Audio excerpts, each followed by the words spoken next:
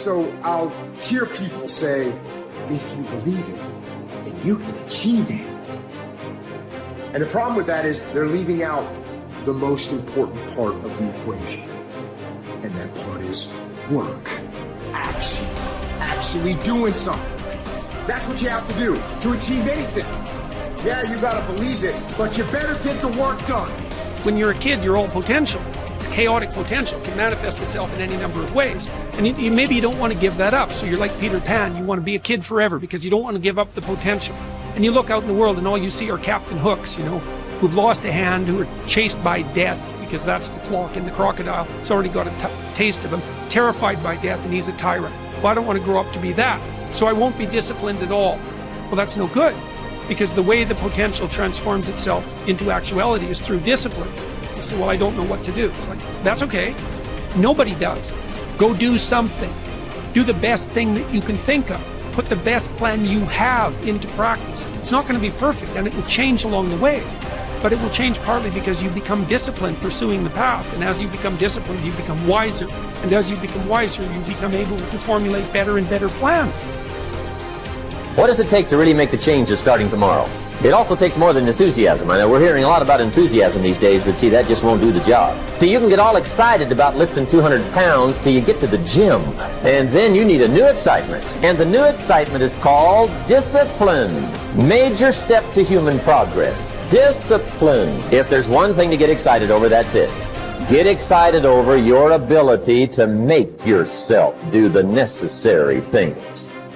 It's a commitment. It's not a feeling. Commitments don't have nothing to do with your feelings. You do it because you're supposed to. It's a lifestyle. Instead of hitting that snooze button in the fucking morning and not making your bed and not cleaning your house, you don't hit the snooze button. You get up. You don't want to go run, you go run. You don't want to go swim, you go swim. You don't want to make your bed, you make your bed. You don't want to clean your house, you clean your house. You don't want to study, you fucking study. That's how you start to callous your mind. It's going to suck. It's not going to be fun. Do something that sucks every single day of your life. That's how you grow. You will never have a greater or lesser dominion than that over yourself. The height of a man's success is gauged by his self-mastery, the depth of his failure by his self-abandonment. And this law is the expression of eternal justice. He who cannot establish dominion over himself will have no dominion over others. I mean, imagine you only have $100,000 to go buy a house. And so you go look at this house and it's like, Jesus, this house, man, it's like it needs a lot of work. It's like, well, that's all you've got. Well, are you going to pretend that the house is okay the way it is? Or are you going to look for where it's rotten and where the plumbing doesn't work and where the stove doesn't work? You have to go and look and see where everything needs to be fixed. And now it's like, that is harsh, man.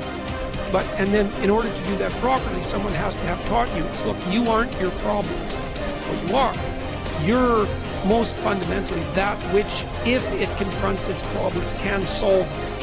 And that's the hero myth in a nutshell, by the way. The hero is the person who confronts horrible, chaotic potential and tames it and makes something of it, right? That's the fundamental human story.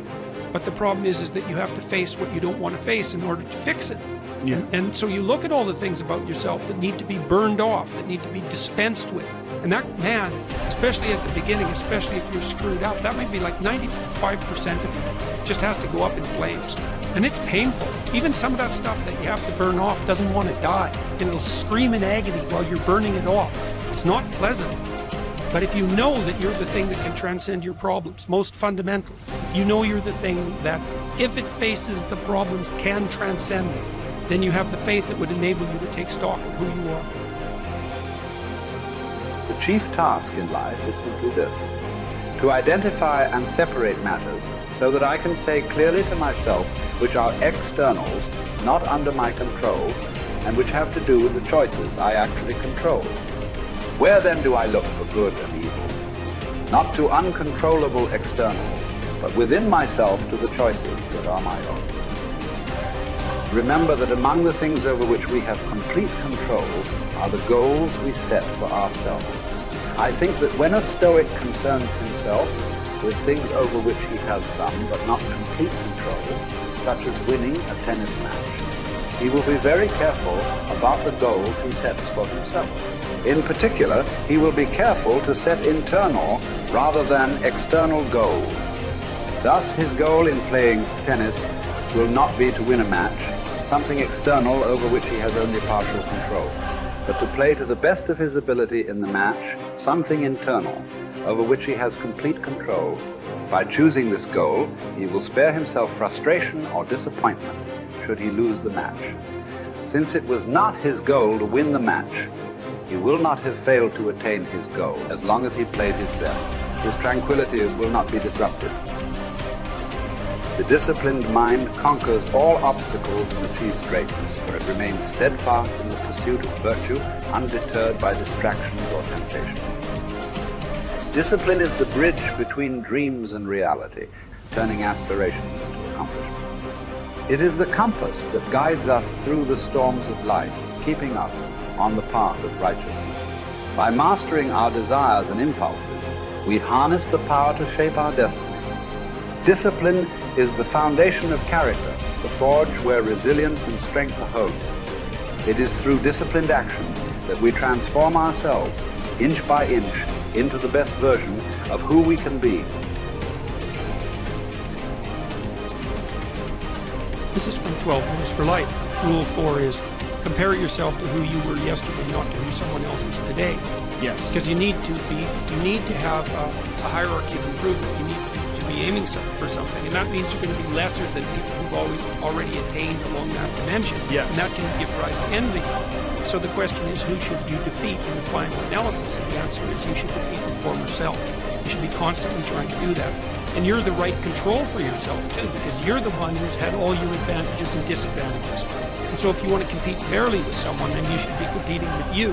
And it is the case, and this is what we were talking about too with regards to the self-improvement of the fighter, is, well, if you're improving yourself, then what you are doing is competing with your lesser self. And then you might also ask, well, what is that lesser self?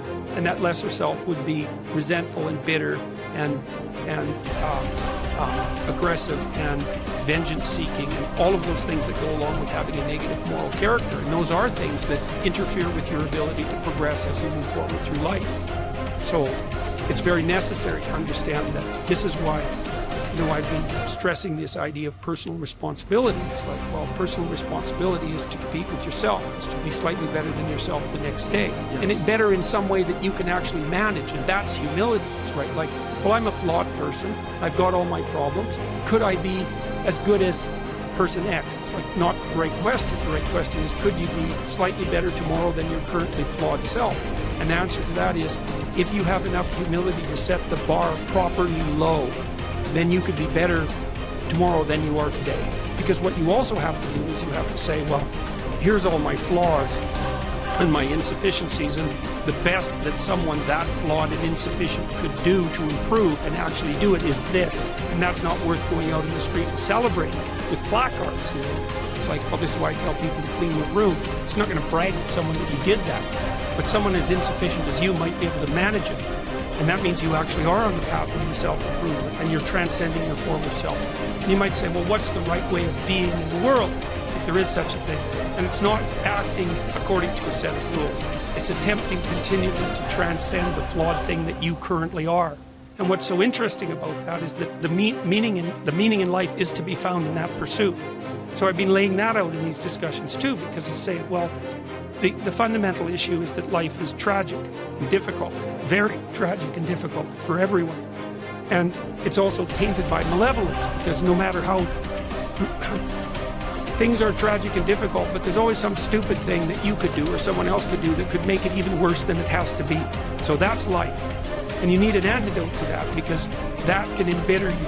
Constant contact with that. Just the tragedy, but the tragedy combined with betrayal and malevolence, that makes it even worse, especially if it's self-induced. Okay, so you need something to set against that so you don't get bitter and resentful.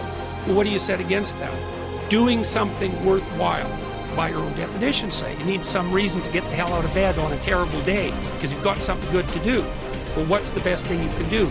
Transcend your current wretched and miserable self. There's meaning to be found in that, and that's a meaning that's associated with responsibility. One of the things that I've been trying to lay out clearly is that life is hard. It's tainted by malevolence and betrayal. That can make you bitter. You need a meaning to offset. Where's the meaning to be found? Not in rights, not in impulsive pleasure, but in responsibility. You take responsibility for yourself, so you take care of yourself. If you're good at it, you have some excess left over to take care of your damn family. If you're good at both of those, then you have some excess left over to take care of your community. Those are heavy burdens. You pick up the burdens, you find that's meaningful. The best way to pick up the burden is to continually improve yourself. And that's where the meaning is to be found. And so that meaning is in the continual self-transcendence. That's letting your old self die and the new self be reborn.